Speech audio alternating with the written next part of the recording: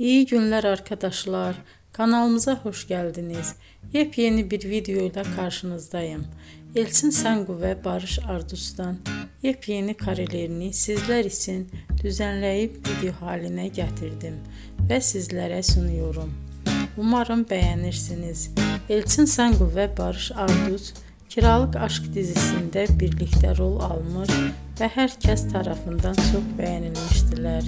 Biz de onların en güzel ve en özel karelerini sizler için hazırladık. Videoların devamını istiyorsanız kanalımıza abone olup sona kadar izlemeyi unutmayın. Hoşça kalın. Bizden bu kadar.